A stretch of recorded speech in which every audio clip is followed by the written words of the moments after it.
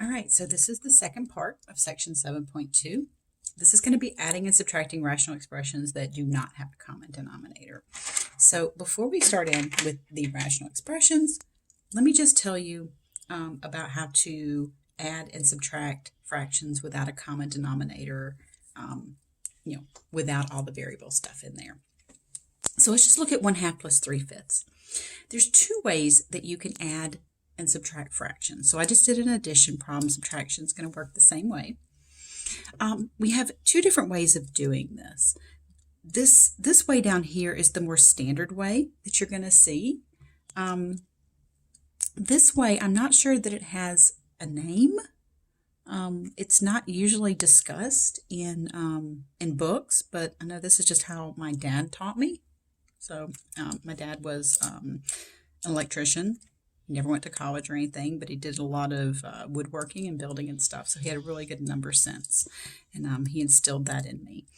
So this is how my dad taught me how to add and subtract fractions. And so I wanted to show you because in the past, students have found this really helpful. So if you had to add 1/2 plus 3/5, you would cross multiply. So you can see how I color coded it here. You get the 5 times 1, and then the 2 times 3, over, and then multiply straight across the denominators, 2 times 5. Then simplifying this, now remember the order of operations, you got to multiply before you can do anything else. So you got 1 times 5, 2 times 3. Probably should have color coded these a little bit further. So we have 5 from there, 6 from there, and 10 from there. So we get 11 over 10. Now, another way, the more common way that you're going to see, is that you find the least common multiple of 2 and 5, which is 10, and then you multiply each fraction by 1, right? Some specially chosen 1, that's something over itself, in order to get that fraction to have that denominator. So the 1/2, I got to multiply that fraction by 5, and that's 5 over 5, so that fraction will have a denominator of 10. 3/5, I have to multiply it by a different 1. I got to multiply it by 2 over 2 so that its denominator will be 10. When I do that, this becomes 5 over 10, and this one becomes 6 over 10. So look, see how it's the same thing? Remember when you add with the same denominator, you add the numerators, you keep the denominator. This shortcut is helpful. It does break bad on you if you have really big honking, denominators here. Because what this does is it just multiplies across and gets a common denominator. It may not always be the least common denominator. So you may have to reduce this. But this is really helpful for kind of like smaller problems. The bigger ones, this way tends to be a lot better. So if you like this way, I'm going to show you when you can use it in these rational expressions, if you like it. If not, we can always just stick with this way and just be consistent. Both ways will always work. Okay, so it really doesn't matter which one you choose. But I think this one, I just kind of always like doing this one for smaller rational expressions. So let me show you what I mean by that. So if we look at example 3. All right, these do not have the same denominator. So let me use my dad's trick here. Okay. So what I'm going to do, sticking with my same color scheme as before, I'm going to multiply those. Oh, man, that line didn't come out straight at all. That thing is crooked as a dog's hind leg. All right, well, let's try this one. We're going to multiply that way, and then we're going to multiply straight across. Again, I don't know if this has a name. I haven't really tried looking it up, so. All right, so here's what we're going to get. Again, trying to stick with the color coding. 3x times 3 is 9x. There's a plus sign in between. 2x times 4 is 8x. Ooh, those are like terms. I'm going to be able to add those together. And then multiplying across the bottom, 2x times 3x. Now this is multiplication. That'll be 6 x squared, because that's multiplication in there. All right, so I'm going to add those like terms on the top. That'll give me 17x over 6x squared. Now I can simplify that just a little bit more. Okay, so notice there's multiplication in there. It's 17 smushed against x, and that's 6 smushed against x squared. I can reduce this. Remember, when you divide with the same base, you can subtract the exponents. Because there's not a plus or a minus attached to either of those, this is kind of like a Chapter 5 problem. So I can cancel one of those x's, or I can use the exponent rule and do, 1 minus 2, however you want to look at it. So that is the same as 17x over 6x squared.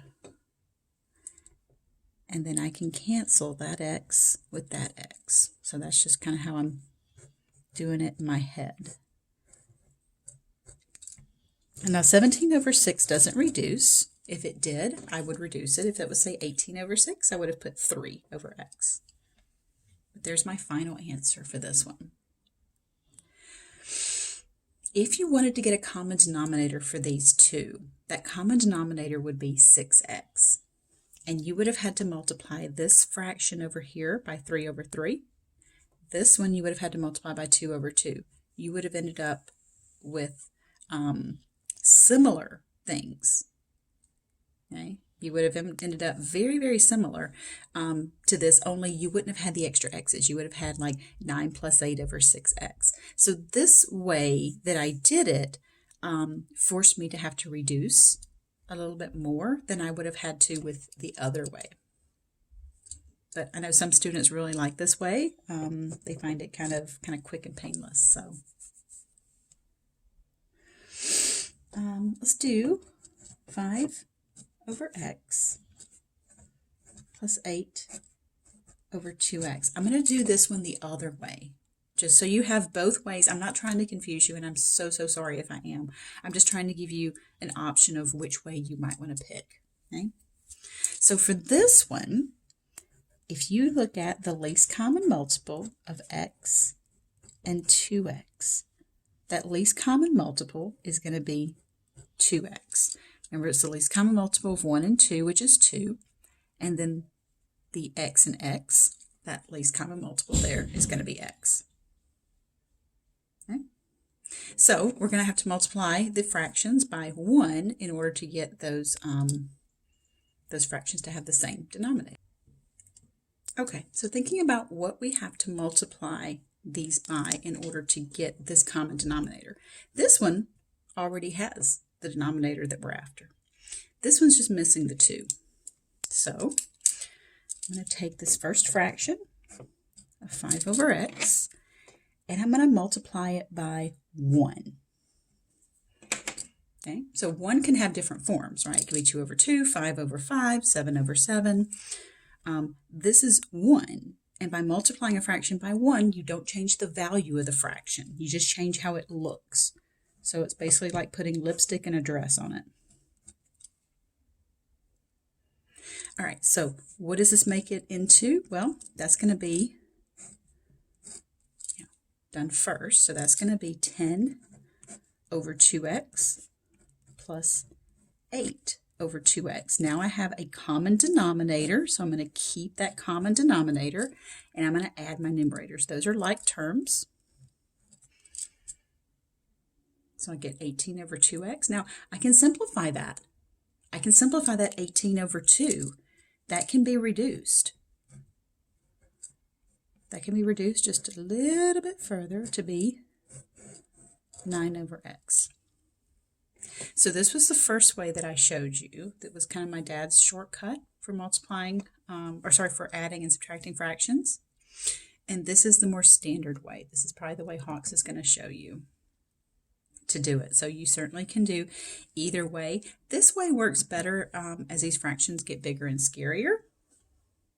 So just kind of up to you as to which way you want to do it. And normally, in class at this point, I would just ask you guys, You kind of take a vote. Hey, which way do you like? And we'll go with that, whichever way that you guys like, and we would just stick with it. So, all right, well, let's do another one here. How about 7 over x? Let's make this one a subtraction. Minus 5 over 2y. Because after these examples, I'm going to move on to bigger, scarier ones. So I'm going to go ahead and just keep using this way. If you like this way, certainly go ahead and use it. But this one's certainly good for like smaller fractions. If you have to add smaller fractions in your head, there's a nifty little party trick there. So you can just kind of look like a genius to your friends. All right, this one, if we look at the least common multiple of x and 2y. Well, the least common multiple of 1 and 2 is 2. Then we have the x and we have the y. So you got to think back, way back to chapter 1, I think it was, when we did least common multiple. I can't remember which section it was exactly, but it was back in 1, maybe like 1.5. I don't remember, 1.4, 1.5, one of those, when we did least common multiple. So it was a long time ago. We were younger and full of hope back then. So let's go ahead and multiply each one of these fractions by 1 in order to get this common denominator.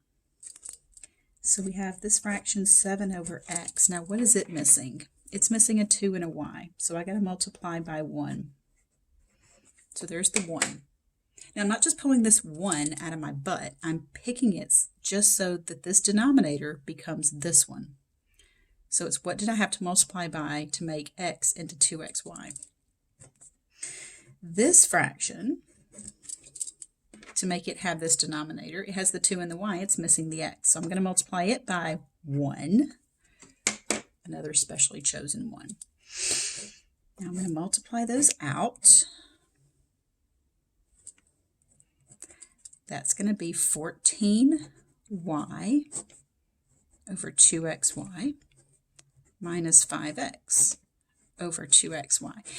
If you chose your ones correctly, you should end up with two fractions that have the same denominator. All right, so common denominator means you go ahead and combine the numerators. That'll be 14y minus 5x over 2xy. I cannot combine those. Those are not like terms. So I can't pull that together into like 9y or 9x or 9xy. I cannot cancel those x's because this is part of this expression. If that minus wasn't there and it had 5x over 2xy, absolutely you could cancel those x's. But that is the best that we can do with that one. Okay, moving on to example 4. This one is going to have more action happening to it. A little bit more complicated expressions. So notice these denominators are not the same. So we cannot just go straight for combining like terms on the top. Nor can we just start adding across the top and across the bottom. In order to add or subtract fractions, you have to have the same denominator. To multiply or divide, you don't have to have the same denominator. As we've seen, you can just multiply straight across the top, straight across the bottom. Before I start trying to get a common denominator here, let me go ahead and factor those denominators. Sorry, excuse me. Let me factor those denominators completely. 7x minus 2, that one's done. But this has a GCF that I can take out. Can you guys see what that GCF is going to be? It's going to be 2. So by taking out that greatest common factor down here in 14x minus 4, I get this. This is very helpful, right? Because now our least common multiple, which is the least common denominator of 7x minus 2 and 2 times 7x minus 2 is going to be 2 times 7x minus 2. A lot of times your common denominator is just going to be a product of the two if they're different. But if there's something common like 7x minus 2, you just look at it and say, hey, you know what? If this one had a 2 in front of it, we'd have the same denominator. So that's what I'm going to do. I'm going to multiply this fraction by 1. Now remember, 1 is going to be in this form of 2 over 2. Why? Because I need both denominators to look the same. This one looks almost like this one, but this one's just missing a 2. So I'm going to bring in 2 over 2. That's just 1. Remember, multiplying a fraction by 1 doesn't change its value. It's just throwing lipstick and a dress on it. So this 2 right here came from that. What I did was I went ahead and multiplied. I did 2 things at once that I just realized maybe I shouldn't have. I hope I didn't confuse you. That's 2 times the quantity x plus 3 plus 2x minus 1, and I went ahead and just put it all over that same denominator. So I went ahead and pulled it into one fraction. I didn't have to. I could have gone ahead and written it as 2 fractions with the same denominator. I'm going to go ahead and distribute that 2 so that I get 2x plus 6 plus 2x minus 1. Once I get a common denominator, I can just use that common denominator and just put everything over it. So that's what I was doing here. I can combine my like terms and get 4x plus 5. Now the 4x plus 5 doesn't have a GCF. It doesn't factor any further. And there's really nothing that we can cancel. You know, if this parenthesis had been 4x plus 5, then whoop, whoop, I could have gone. But I can't cancel that 4 and that 2 because of this 4x is attached to this plus 5. So that's as far as we can go with that one. A common mistake with these is not knowing when to stop. You know, you maybe do all this awesome stuff, you get down to the answer and then you blow past it. So that's why I keep kind of pointing that stuff out. I know it might be annoying at this point to keep hearing what not to do, but it's just so common that I just want you to be aware of it. And just know when to stop. All right, let's look at example 4, part B. So let's start by factoring this. That is going to be a trial and error. So pause the video and see if you can go ahead and factor that denominator right there by trial and error.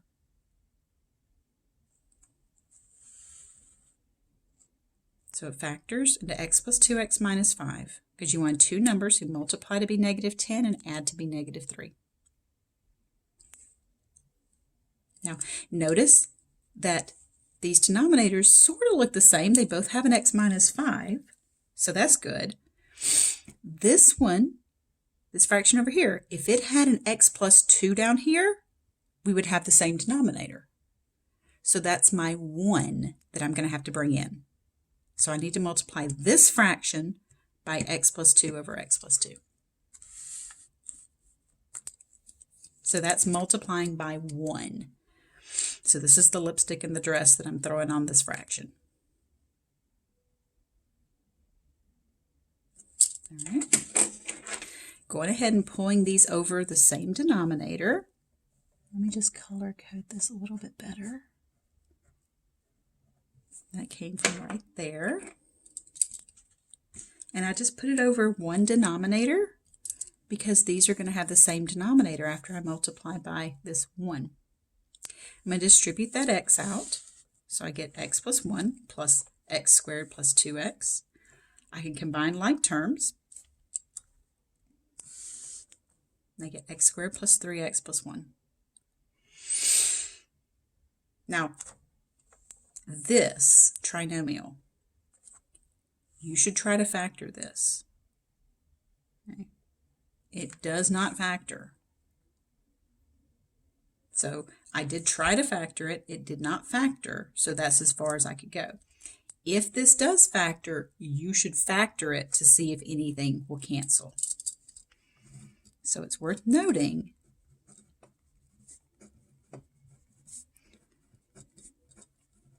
that this does not factor, or else I would factor it. Now, how do I know it doesn't factor?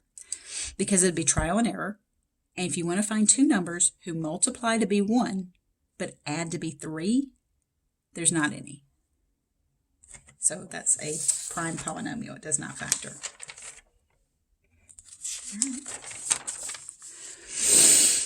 All right, let's keep going. So they're getting a little bit worse each time.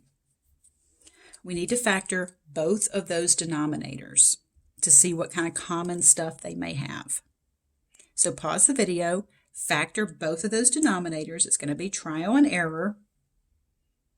And then let's see what kind of common stuff they may have. All right, so the first denominator factors into x plus 1, x plus 4. The second denominator into x plus 2, x plus 4. They have an x plus 4 common, so that's good. But this one's got an x plus 2, this one's got an x plus 1. So this one needs an x plus 2.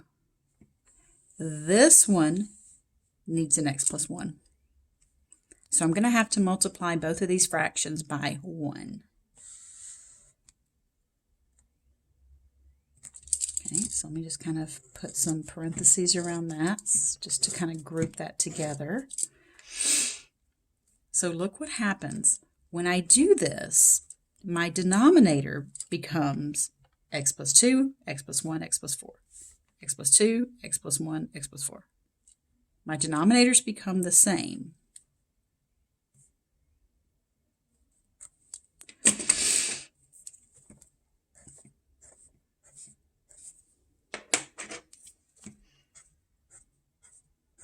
Just putting that in there for emphasis. Okay, so these denominators are going to be the same. Now here's what I'm going to do. I want you to pause the video. I'm going to go ahead and simplify this. I've already got the same denominator. I'm going to pull this together into one fraction. I want you to FOIL or distribute out this, and I want you to distribute this minus 4 to that x plus 1.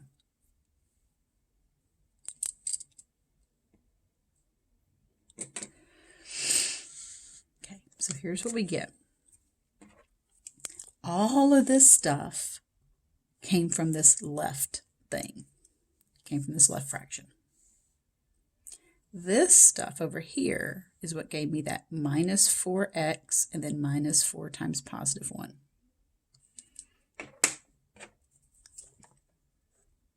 So that minus right there is what made that a minus and that a minus. And then just kind of maybe color coding this. I don't know if that's helpful, but I'll try.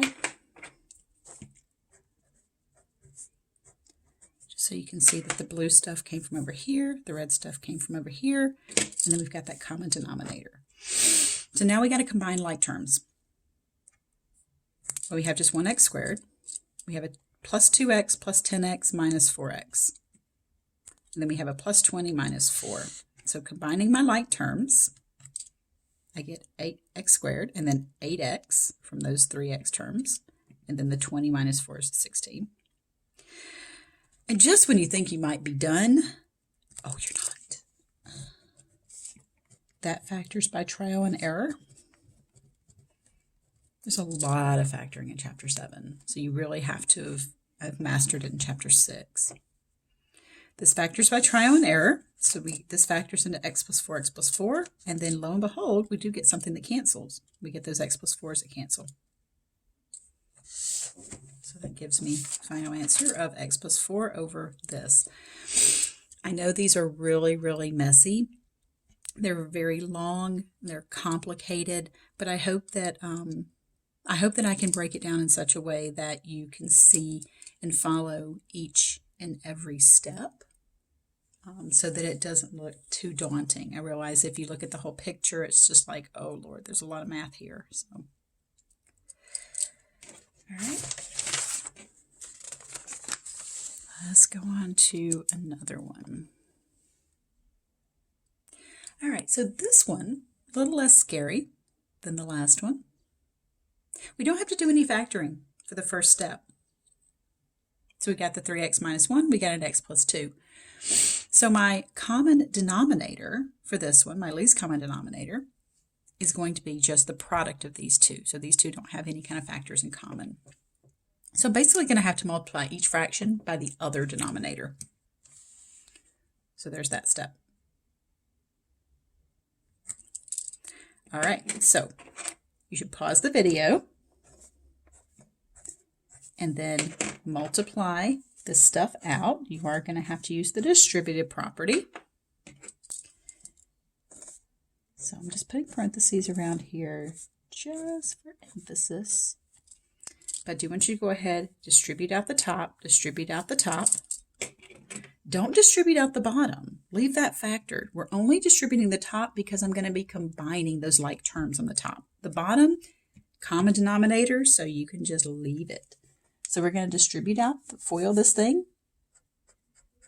We're going to FOIL this thing, and then we're going to have a minus in there. So pause the video, FOIL this out, FOIL this out.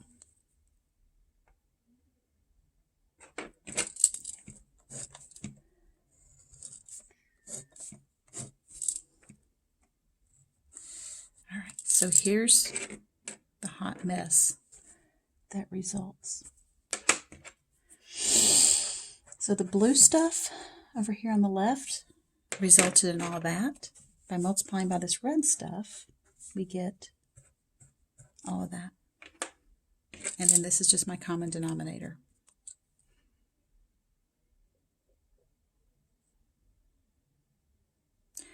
All right, let's do some simplifying.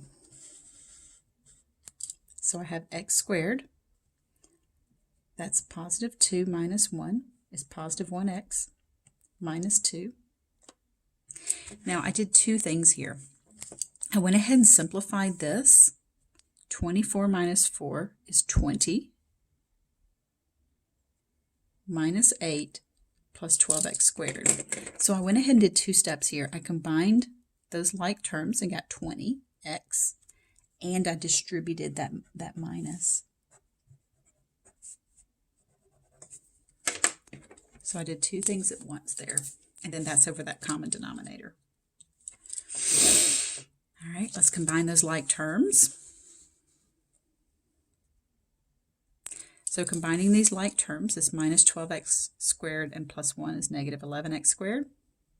Negative 20x plus 1x is negative 19x, and then positive 8 minus 2 is 6. Oh my goodness. So we are going to have to factor that. That's going to need to factor as the AC method because there's no GCF I can take out of that. Before I do that, though, let me get rid of this minus because that's making things messier for us. And Hawks recommends that too. If you have a negative on that first term, that x squared term, to go ahead and factor it out. So I'm going to go ahead and take out this negative right here. All right, so that leaves us to have to factor this using the AC method. Pause the video and see if you can do the AC method on just the stuff that's in the parentheses. Okay, so using the AC method on the stuff in the parentheses. I originally was just going to leave it to you guys to do, but I figure it's kind of a nice refresher here to just go ahead and go through the exercise of using the AC method. So let's just go off here off to the side and let's factor this using the AC method. So the first step is to multiply A times C. 11 times negative 6 is negative 66. Pair. We want to find the pair of numbers who multiply to be negative 66 and add to be positive 19. That pair is negative 3 and 22. Split. I want to split positive 19x into those numbers.